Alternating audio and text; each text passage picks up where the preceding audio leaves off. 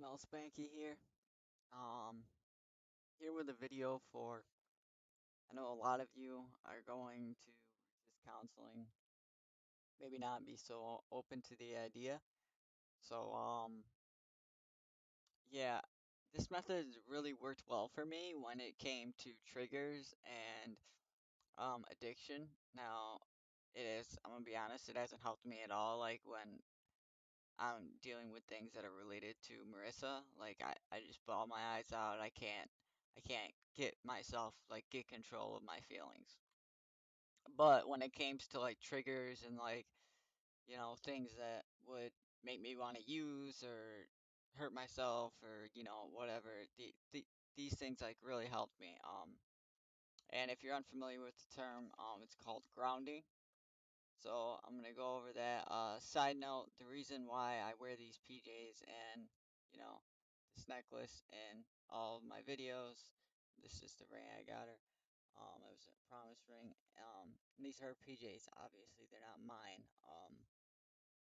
She really believed in everything that I did, and she, you know, she was the reason.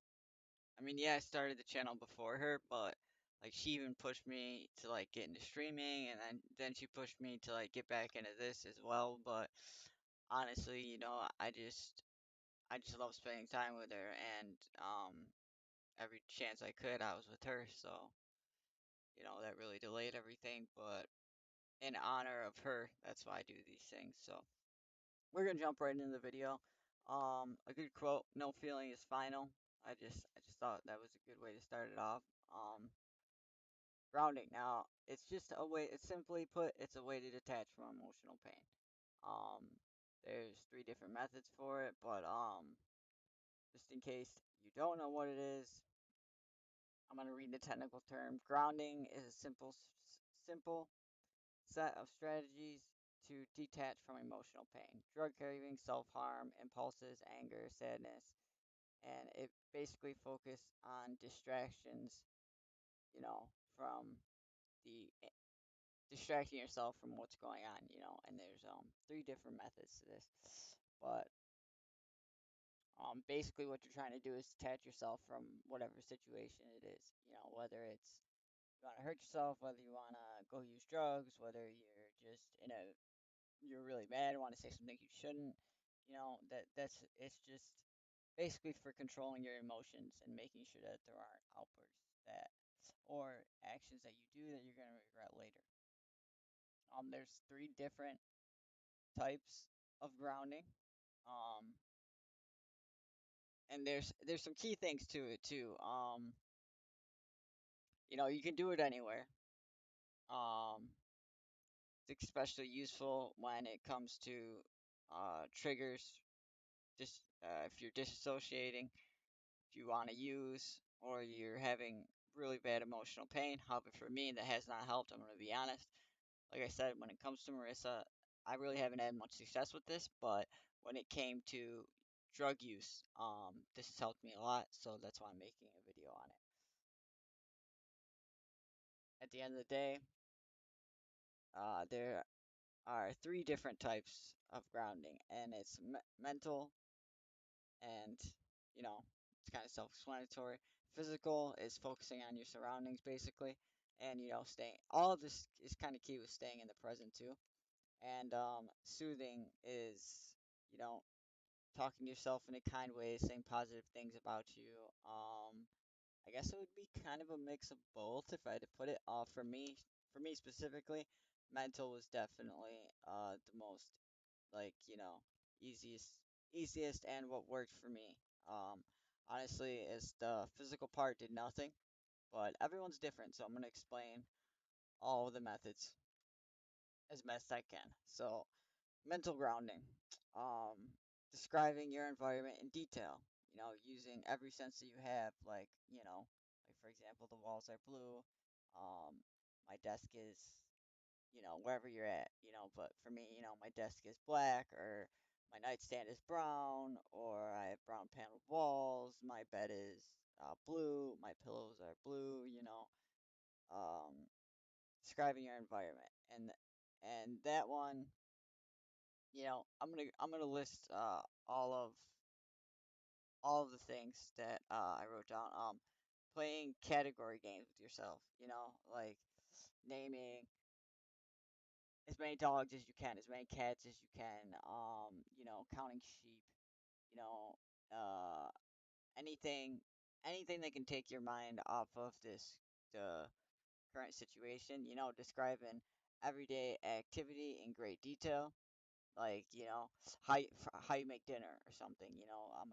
Or I don't know how to make much food, but let's say I'm making eggs. I'm gonna grab the eggs, I'm gonna crack them, I'm gonna put them in the pot, I'm gonna add some, well, I'm gonna put some butter. You get the picture.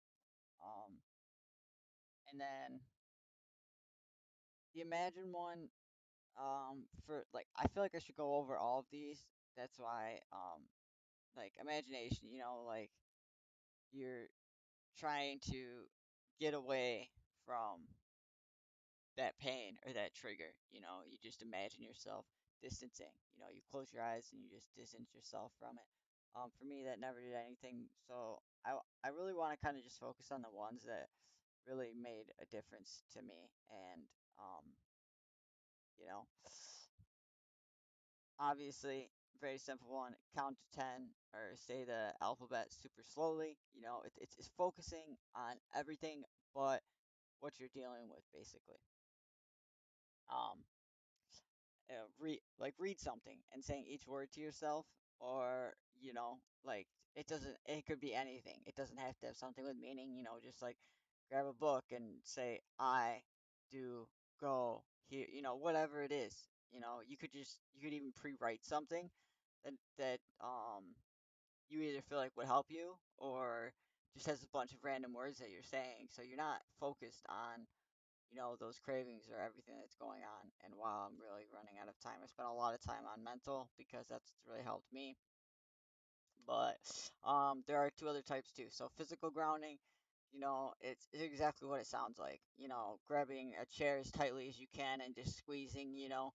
Um, planting your feet on the ground and like digging your heels into the floor. Remembering this is where you are, this is where you're here. That's the concept behind it. Running your hands under warm or cool water, and even switching it back and forth. Just so you're focused on the warm, the cold, the warm, the cold. And like I said, the only one that really helped me was mental. That's probably why I went into so much detail on it. But carry an object around in your pocket, like silly putty, clay, a ring that means something that means something to you that you can like hold on and you can grasp. And this one did kind of help me. For me, I would just like grab my necklace and be like, all right, I still have her to some extent, but I obviously didn't have this when it came to drug use. So you know, but it did kind of help me to some extent. But honestly, like I said, for me, none of this helped me when, yeah, I was dealing with things about Marissa. These are just things that helped me when I was staying, I was trying, to stay sober, especially when it was really hard for me. Because usually when I get a trigger, I just go. As soon as that gun clicks, like they say, you're a drug addict. You're just holding the gun to your head and you're just waiting an excuse to pull the trigger. You know, and as soon as you do, you're bolting, right? Well, now, when you pull that trigger, the idea is use some of these methods to pull you back, take you back from wherever you are and put yourself here, in the present. It's very key. You don't want to think about anything negative. You don't want to write anything in a journal. You don't want to, you want to focus on the present in any way you can. All right. I mean, jump up and down, stretches, clenching your fist, walking slowly, noticing each footsteps, saying like left, right, and yeah, and then focus on your breathing, and with each, you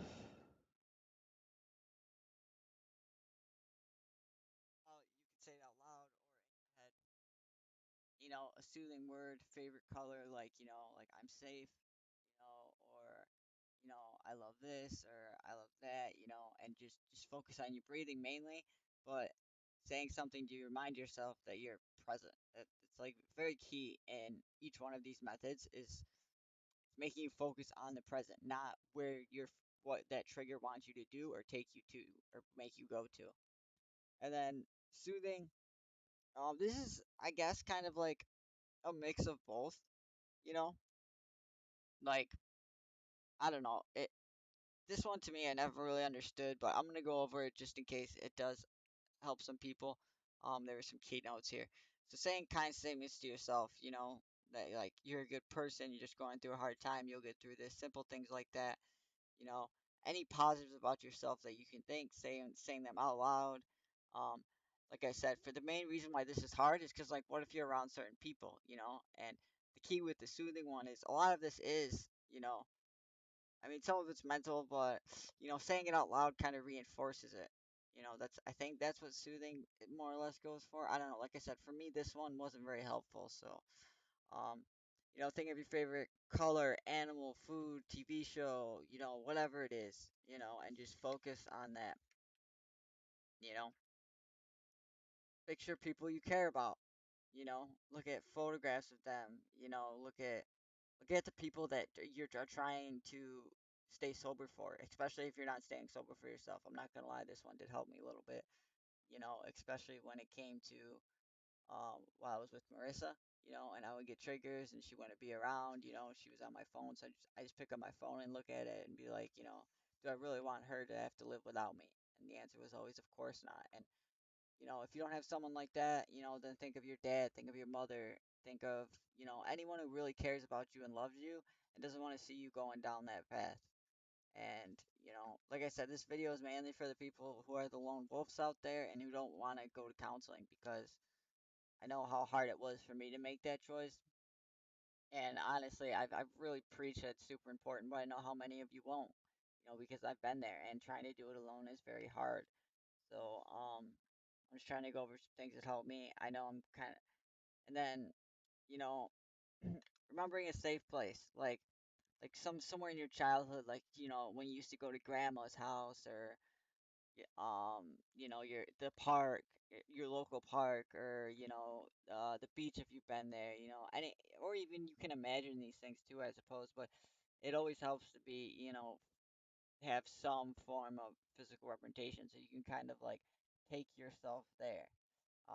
Even though that's not really a present thing, it's, like if you're thinking of the beach or the mountains, you just focus on everything about that place, the sounds, the shape, what you smell, just close your eyes and envision all of those things and take yourself away. I know I did say most of this is enforcing the present, but taking yourself away from negative emotion is also positive. So even though it's not a present thing, it's still like pulling yourself out of everything, right?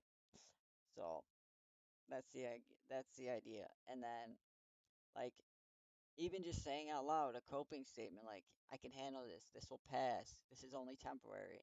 It sounds so stupid, but like I said, these are the soothing methods. These ones that really didn't work for me, but they were taught. You know, um, plan a safe treat for yourself. Like have a piece of candy because candy obviously it'll get your senses going. Have a nice dinner or just hop in a warm bath. Anything to take your mind off of the situation. The warm bath idea worked great for my girlfriend. When she was alive, I would draw her a bath whenever she was going through some shit. We had very different addictions though. Okay, very different, and I don't want to talk about hers because it's a very unusual one. All right, and some people may not even consider it an addiction. So I don't want to go over that. And not to mention that puts me in a real fucked up place, and I just can't. I can't. Um, and then things that you're looking forward to, like next week, like if you're going out to see a friend, you're going on a hike, you're getting a new you're getting a new game, you're going to the movies, whatever. Even though I said most of this is focusing on the present, the main point is taking yourself out of whatever mental state that has caused you to pull that trigger and want to either hurt yourself, do anything that is extremely negative, basically. You can use this for any negative emotion, and the idea is we're trying to push it out, remind us of whether it's whether it's reminding us of, the more mental side, which is like focusing on what's around you, the good things, or the physical side where it's just, grabbing things, pushing your feet into the ground. You're focusing on all those things because you're trying to not think about what you really want to go do, right? Or if you want whatever that is, you want to push that as far away as possible. I know how stupid some of this sounds, and I get that. I totally get it. And what if it doesn't work? I'm gonna tell you right away. It may not work the first time, may not work the second. This is something that you should practice. You should also practice it when it's not even like on the radar. You know what I'm saying? Like, all my walls are beautiful. There's a picture of Shaggy here. I have focus on it. Do practice this before that happens, so starts to become a habit. So you start to like reinforce it. You know, um, try to do it as long as you can. And just repeat it. 20 to 30 minutes of practice time. I know it does sound kind of extensive, but it's going to be hard when those triggers come to just use this only when that happens. Like it's really not going to be possible. This is something that you have to put effort into to make it effective. It's not like, oh, you're magically just not going to use when you have a trigger because you watched a video. Like, no, you have to practice this. You have to figure out what works for you, figure out what method works best for you, and focus on that. Make up you can make up index cards or something, or write down notes, or, you could create a recording for yourself that is like what you want to repeat or go through. That way you have something to physically, to like remind you, or like train yourself. Because essentially what you're doing is you're training your brain to take out those negative emotions or that bad trigger and push it aside and go, okay, I'm not going that route. And You know, yeah, that is, those are all my notes on it. Like I said, for me, mental was the biggest thing, but everyone's different, so I wanted to go over all the different types of methods. This is something I learned in counseling and something that I utilized. I'm not gonna lie, um, it did take some time. It took a couple months of me trying before I actually had success, and this is something that I learned way before I actually got truly clean. And when it ended up helping me the most is when I found the right counselor and I really, really made an effort to be clean. But, I do know people who've gotten sober on their own. My father is one of them. He was an alcoholic, which I know is much, most people consider that much different. But when you drink a lot, it's very hard to quit. It really is, and there are, in fact, drinking and benzos are the only two withdrawals that you can die from. So that's another thing to think about. If you're like getting off of one of those as your drugs of choice, you need to go to a hospital. Like, you really do need to go to a detox program. You can't just quit. Or if you're going to try to do it on your own, you need to taper. Like, you can't just be like, oh, I'm not going to drink, or oh, I'm not going to take these anymore. Like, you have to slowly take yourself off. And, um, the rest you can just, it's going to be, the harder it's going to be is if you just quit cold turkey. But everyone has their own method, and I'm not going to encourage drug use. So, I mean, the only reason I said it about the, um, benzodiazepines and the alcohol is because you can die from those. Don't think that you can just stop and be okay. When it comes to those two, you have to go to a hospital. You really don't have an option if you want to quit. Um, or if you can truly handle the self taper, which that is so difficult. It's a lot easier to just quit and like isolate yourself for a couple weeks and like deal with it. Because I quit heroin on multiple occasions. Maybe only for a couple months before I got my true extension of sober, but like I had months of sobriety, and then I'd have a bad day, and then I'd go back down the road. Oh, one won't do me too bad, and I'd be back in it again. But yeah, I also just want to make a point when it came to those two. You need medical help. You need medical help. You can't just do it on your own. It's not how life, like, you might die, and that that would suck. You're trying to do the right thing, and there's a lot of bad things that can happen with that. So with that specifically, you need to at least go to a detox program, tell them what's going on, even if you only stay for 7 to 10 days. I'd recommend, rehab's not a bad thing either. You learn a lot from it, but that's not what this video is about, and it's already 20 minutes, so I do have to end it here because most people lose interest after 10. I hope for the people that did watch through it or made it this far. I appreciate all of you. And if it does help you, if you made it to the end, feel free to subscribe. Feel free to follow my socials. They're always in the description. And as always, I love each and every one of you guys. And like I said, I'm only gonna make videos when they are something I'm truly passionate about or I believe can really help people. So I hope that this helps at least one of you out there and spread some positivity because that's what this is all about, making us understand that this isn't a journey that we have to do alone. All right. Thank you so much for watching the video. I appreciate all of you. And I really hope that you find your way because, you know, us as addicts, our success rate isn't that high. So it's a sad but true statement. And I'm sick of losing people. I've lost so many friends, mainly friends. I lost my soulmate. I lost, a family member. Not, I don't know. I guess you could consider it because he was drinking when it happened. So I don't know if you can consider that, but either way, I've lost a lot of close friends because naturally when you're in that environment, you create bonds with those people. But yeah, so that's a method that really helped me, and I'm kind of babbling here, so I'm just gonna sign out. mlspanky. I hope that you at least got something from this video and you try to incorporate it into your daily life. I'm Al Spanky. I love you guys. Peace.